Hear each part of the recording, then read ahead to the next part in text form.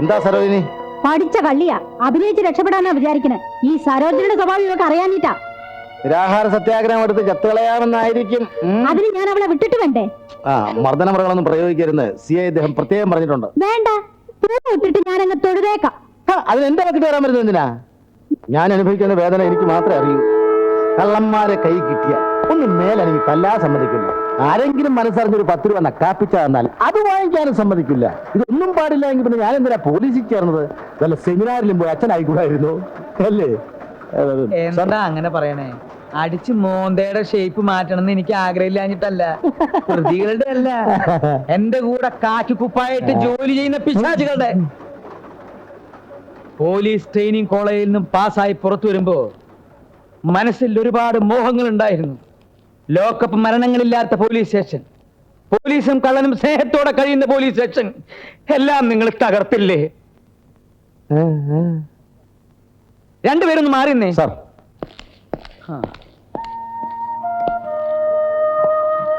പേടിക്കണ്ട, കുട്ടിയെ ആരും ഇവിടെ ഒന്നും ചെയ്യില്ല. ആ പെരേര 5 ലക്ഷം രൂപയുടെ ചെറിയൊരു കളവ് നടത്തിയിട്ടുണ്ട്. അവൻ സറണ്ടർ ചെയ്യാൻ വേണ്ടിയാണ് കുട്ടി ഇവിടെ ഇട്ടിരിക്കുന്നത്.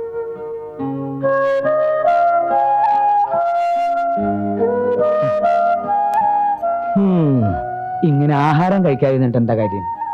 വല്ലതും കഴിക്കും.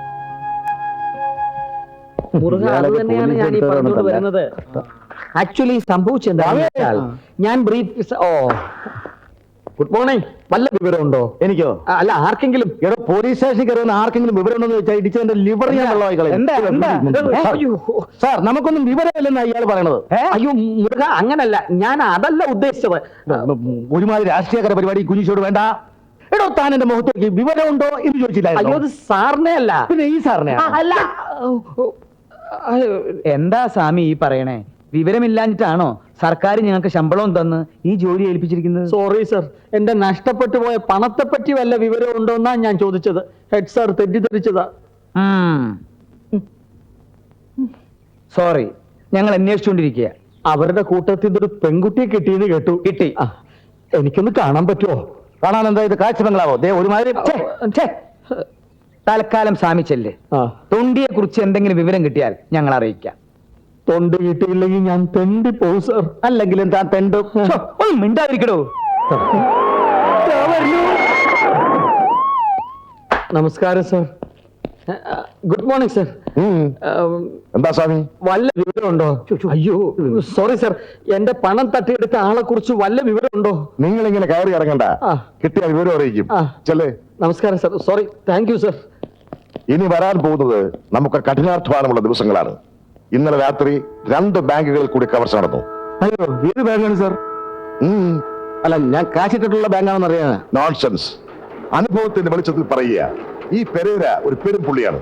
ആ പെണ്ണിൽ നിന്ന് എന്തെങ്കിലും വിവരങ്ങൾ കിട്ടിയോ? ഇല്ല സാർ, ഇപ്പൊ ക്വസ്റ്റ്യൻ ചെയ്യാൻ പറ്റിയ അവസ്ഥയിലല്ല കുട്ടി. വല്ല കാശിയിലോ രാമേശ്വരത്തോ പോയി ഭദ്രമിരിക്കേണ്ട തന്നെയൊക്കെ പോലീസിലെടുത്തവരെ വേണം പറയാൻ. പേടിക്കണ്ട സാർ, സരോജിനി അവളെ ഇടിച്ച് ഷേപ്പ് മാറ്റാമെന്ന് ഏറ്റിട്ടുണ്ട്. തെളിവ് ശേഖരിക്കില്ല നമ്മുടെ ജോലി, അല്ലാതെ ആൾക്കാരുടെ ഷേപ്പ് മാറ്റല്ല. Full idiot. ഇമാതിരിയുള്ള ചന്ത സംസാരം നിങ്ങൾ ആദ്യം അവസാനിപ്പിക്കണം. ആ മൃഗ ഡോക്ടർ തള്ളയെ ചോദ്യം ചെയ്തോ? കാര്യമായ വിവരമൊന്നും കിട്ടിയില്ല. കിട്ടില്ല. തന്നെപ്പോലുള്ള ചോദ്യം ചെയ്താൽ കിട്ടാനുള്ള വിവരങ്ങൾ പോലും കിട്ടില്ല.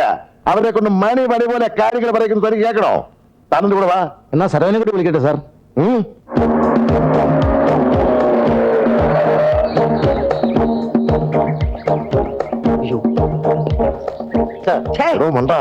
എന്നോട് ആരായിപ്പോ സിലോട്ട് ചെയ്യാൻ പറഞ്ഞേ? ആ പോലീസാണെന്ന് നാട്ടുകാർ അറിയില്ലേ? Sorry sir. ഇതെന്താ ഇത്? ചൂണ്ടയാണെന്ന് എനിക്ക് മനസ്സിലായി. കയ്യിലിരിക്കുന്ന വടി എന്താന്ന് ചോദിച്ചത്? ലാത്തികൊണ്ടാണോടാ മണ്ട ചൂണ്ടയിടുന്നത്? Sorry sir. പ്രതിയെ കുറിച്ച് എന്തെങ്കിലും വിവരം കിട്ടിയോ സാർ? ഞങ്ങൾ അങ്ങോട്ട് ചോദിക്കാൻ ഉദ്ദേശിച്ച് താൻ ഇങ്ങോട്ട് ചോദിക്കാ. എവിടം വരെ ആയ കാര്യങ്ങൾ? രാവിലെ പാൽക്കാരൻ വന്നതല്ലാതെ ഈ കോമ്പൗണ്ടിൽ വേറെ ആരും വന്നിട്ടില്ല സാർ. ദേ, ഈ കറുത്ത പൊട്ട് നമ്മൾ ഇതിനു വേണ്ടി വെച്ചതാ? സാർ, തന്നെ ആർക്കും മനസ്സിലായില്ല സാർ. എനിക്ക് പോലീസിലല്ല ജോലിയെന്ന് കവലിലുള്ള ആൾക്കാരോടൊക്കെ പല പ്രാവശ്യം പറഞ്ഞ് ബോധ്യപ്പെടുത്തിയിട്ടുണ്ട് സാർ. നോൺസെൻസ്. ഇയാളെ മാറ്റിയിട്ട് വേറെ ബുദ്ധിയുള്ള ആരെങ്കിലും ഡ്യൂട്ടി ഇടൂ. അങ്ങനെ സാറ് വാശി പിടിച്ചാൽ ഞാൻ മാത്രം ഇവിടെ ഒറ്റയ്ക്ക് നിൽക്കേണ്ടി വരും. നിക്കണോ? പെരേര, നിന്റെ കുസൃതി കുറച്ച് കൂടുന്നുണ്ട്. ഇങ്ങനെ പോയാൽ ഞാൻ തിരിച്ച് ഡഗ്ലസിന്റെ അടുത്ത് കൊണ്ടുവിടും. Be careful. Come on, go inside. Go. Tinku.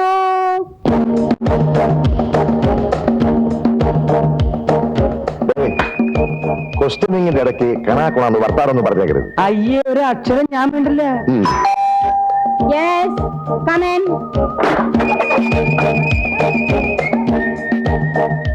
What do you want? ശരി, പെരേരയെ കുറിച്ചുള്ള ചില വിവരങ്ങൾ അറിയാനാ ഞങ്ങൾ വന്നിരിക്കുന്നത്. ആദ്യമേ ആ ടോപ്പിക് എടുത്തിട്ടുണ്ടാ. മാഡം, ഈ വീട്ടിൽ ആകെ എത്ര പട്ടികളുണ്ട്? 14. 14. അയ്യോ, താൻ ഈ ക്വസ്റ്റ്യനിങ് ഒന്നും എന്നെ പഠിപ്പിക്കണ്ടോ വിട്ടി. Thank you. ഈ പെരേരയുമായുള്ള നിങ്ങളുടെ ബന്ധം ഒന്ന് വിശദീകരിക്കാമോ? ഓ, പെരേര അവൻ എന്റെ സ്വന്തം മോനെ പോലെയാ. Note down.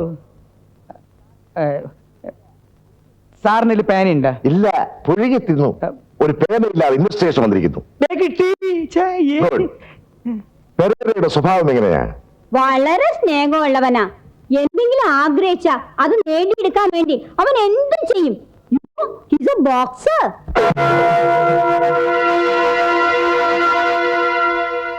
ആ, എവിടെയാ അവന്റെ നാട്? He's from Bombay. ബോംബ് സ്ഫോടനം. ബോംബെ? Yes, Bombay. അവിടെ വലിയ തെമ്മാടിയായിരുന്നു. അവന്റെ ശല്യം സഹിക്കാൻ വയ്യാതായപ്പോൾ ഡഗ്ലസ് ആണ് ഇങ്ങോട്ട് അയച്ചത്. ആരാണ് ഈ ഡഗ്ലസ്? ബോംബെയിൽ ഒരു ഗോൾഡ് മർച്ചന്റ് ആയിരുന്നു. ഇപ്പോ ഇംഗ്ലണ്ടിൽ സെറ്റിൽ ചെയ്തിരിക്കുക. I see. അപ്പൊ അന്വേഷണം ഇംഗ്ലണ്ടിലേക്കും വ്യാപിപ്പിക്കേണ്ടി വരും. അത് പ്രശ്നമല്ല സാർ, ഞാൻ പാസ്പോർട്ട് എടുത്തിട്ടുണ്ട്. പാസ്പോർട്ട് വേണ്ട? നിങ്ങൾ ഈ പറഞ്ഞതെല്ലാം സത്യമാണോ? യെസ്. എങ്കിൽ ഇതിലൊന്ന് ഒപ്പിടൂ.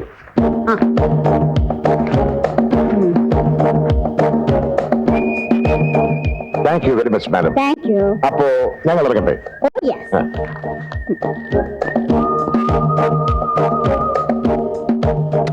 ഇപ്പൊ എന്തായി? എടോ, ഓരോരുത്തരെ ക്വസ്റ്റ്യൻ ചെയ്യുന്നതിനും ഓരോരോ നാക്കുണ്ട്. ഇനിയെങ്കിലും മനസ്സിലാക്കി. അപ്പൊ ഒരു കാര്യം വ്യക്തമായി, ഈ പെരേര ബോംബെയിൽ നിന്നുമാണ് ഇവിടെ എത്തിയിട്ടുള്ളത്. എത്രയും വേഗം ബോംബെയുമായി ബന്ധപ്പെട്ട് കൂടുതൽ ഡീറ്റെയിൽസ് കളക്ട് ചെയ്യണം. അതിന് മാർഗമുണ്ട് സാർ. എന്റെ ഒരു അടുത്ത കൂട്ടുകാരൻ ബോംബെ സെൻട്രൽ റെയിൽവേ സ്റ്റേഷനിലെ പോർട്ടറാണ്. അവനൊരു കത്തിട്ടാൽ അവൻ Perera. Hi, come come come come. നീ എന്ത് പോക്കറ്റിനാണ് ബോംബെയിൽ കാണിച്ചിരിക്കുന്നത്? നിന്നെ അന്വേഷിച്ചേ പോലീസ് വന്നിരിക്കുന്നു. ആ, come come come, naughty boy. അതെ, നിങ്ങൾ ഇങ്ങോട്ടൊന്ന് വന്നേ. വല്ലതും കഴിച്ചിട്ട് കിടന്ന് ഉറങ്ങാൻ നോക്കി. നേരം കുറെ ആയിരിക്കണ്. വേണ്ട, ഇനി കുറച്ച് ദിവസത്തേക്ക് നമ്മൾ ഉറങ്ങാനില്ല. ഉറങ്ങിയാൽ ഉടനെ പോലീസ് വന്ന് ഇരിക്കുന്നതാണ് സ്വപ്നം കാണണേ. നീ പോയി കിടന്നോ, നമ്മൾ വരാം. ഈ മനുഷ്യന് വരാന്താ.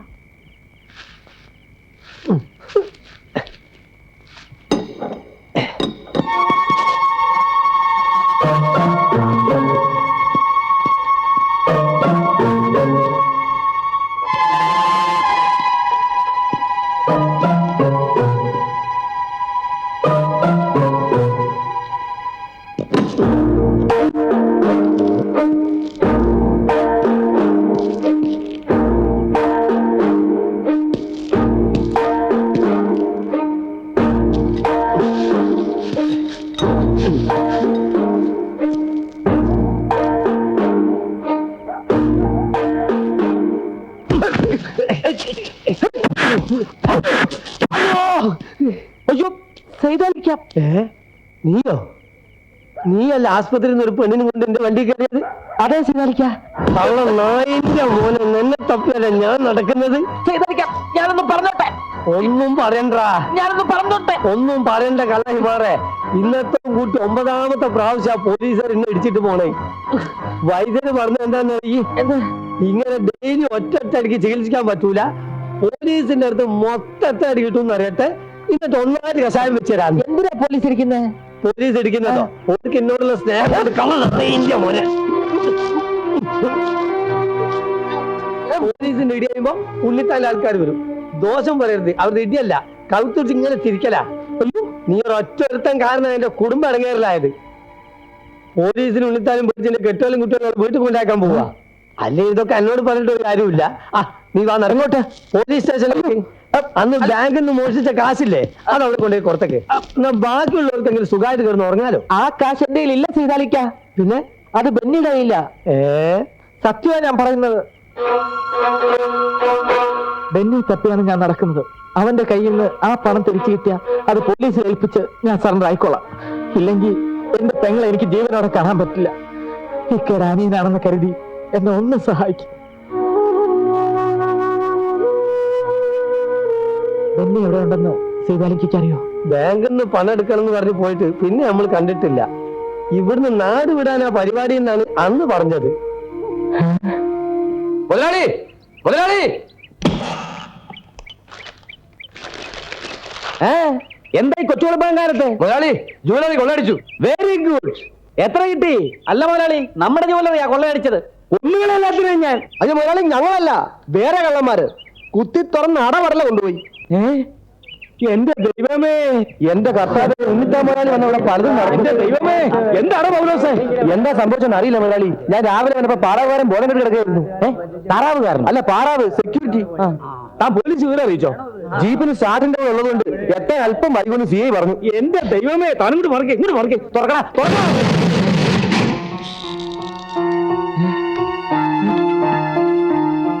ഭഗവാനെ, എന്നോട് ഈ ചതി വേണ്ടായിരുന്നു. അയ്യോ എന്റെ ദൈവമേ. നമ്മുടെ കൂട്ടത്തിൽ ഈ നമ്പറിലൊക്കെ തുറക്കാൻ അറിയാവുന്ന ഏക വ്യക്തി ബെന്നിയാണ്. എന്റെ ഊഹം ശരിയാണെങ്കിൽ, ഇനിയിപ്പോ മുതലാളിയുടെ ഊഹം തെറ്റാണെങ്കിൽ പോലും അത് ക്ഷമിക്കേണ്ട കടമ ഞങ്ങൾക്കില്ലേ? മിനിമം 50 ലക്ഷം രൂപയുടെ സ്വർണമായി എനിക്ക് നഷ്ടപ്പെട്ടിരിക്കുന്നത്. ഇന്നു മുതൽ നമുക്ക് വല വീശണം. അപ്പൊ കള്ളക്കടത്ത് നിർത്താമെന്നാണോ? ഓ, വിഡിത്തം പറയാതെ ആ ബെന്നിയെ വല വീശി പിടിക്കണം. അവനെ കൊന്നു കുഴിച്ചു മൂടി ആ സ്വർണം തിരിച്ചു പിടിച്ചാലേ എനിക്കിനി ഉറക്കം വരും. എനിക്ക് വിഗ്രഹമോഷണങ്ങളായിരുന്നു ഈ അടുത്ത കാലം വരെ നമ്മളെ അലട്ടിക്കൊണ്ടിരുന്ന പ്രധാന പ്രശ്നം. നാളിതുവരെ നടന്നിട്ടുള്ള 274 വിഗ്രഹമോഷണ കേസുകളിൽ 16 എണ്ണം തെളിയിക്കാൻ നമുക്ക് കഴിഞ്ഞു എന്നുള്ളത് അഭിമാനിക്കാൻ വക നൽകുന്ന ഒരു കാര്യമാണ്. എന്നാൽ ഇപ്പോൾ നമ്മളെ അലട്ടിക്കൊണ്ടിരിക്കുന്ന പ്രധാന പ്രശ്നം ബാങ്ക് കവർച്ചകളാണ്. 2 ആഴ്ചയ്ക്കുള്ളിൽ 5 മോഷണങ്ങളാണ് നടന്നിരിക്കുന്നത്. ഈ നിരക്കിൽ തന്നെ കവർച്ച തുടരുകയാണെങ്കിൽ 6 മാസത്തിനകം ഏറ്റവും കുറഞ്ഞത് 60 മോഷണങ്ങളെങ്കിലും നടക്കുമെന്നാണ് നമ്മൾ മനസ്സിലാക്കേണ്ടത്. ഈ അവസരത്തിൽ ബാങ്ക് കവർച്ചകളിൽ നമുക്ക് കൈവരിക്കാൻ കഴിഞ്ഞിട്ടുള്ള പുരോഗതിയെക്കുറിച്ച് SP ശ്രീകണ്ഠൻ നായർ എന്ത് പറയുന്നു? സാർ, ഈ കവർച്ചകളുടെ പിന്നിലെ കറുത്ത കൈ പെരേരയുടേതാണെന്ന് സംശയാതീതമായി തെളിഞ്ഞിട്ടുണ്ട്. ബോംബെ പോലീസുമായി ബന്ധപ്പെട്ട് പെരേരയെ പറ്റിയുള്ള ചില പ്രധാന വിവരങ്ങൾ ശേഖരിക്കാൻ എനിക്ക് കഴിഞ്ഞിട്ടുമുണ്ട്.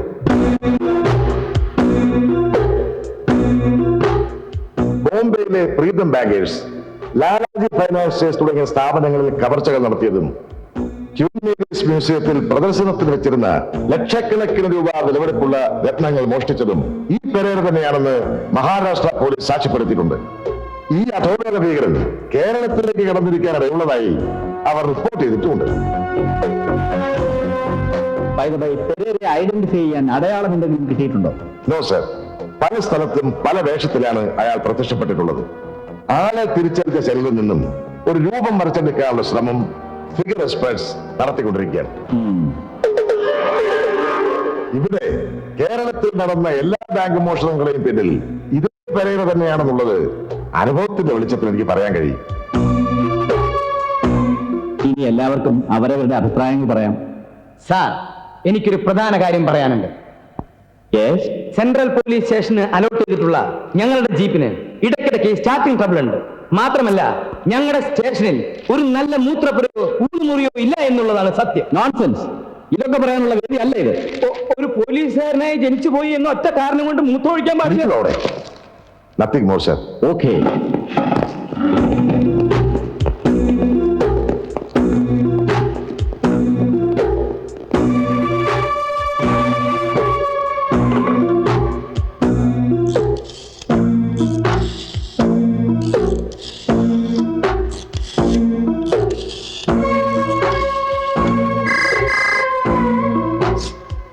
ഹലോ, ഉണ്ണിത്താമല്ലേ?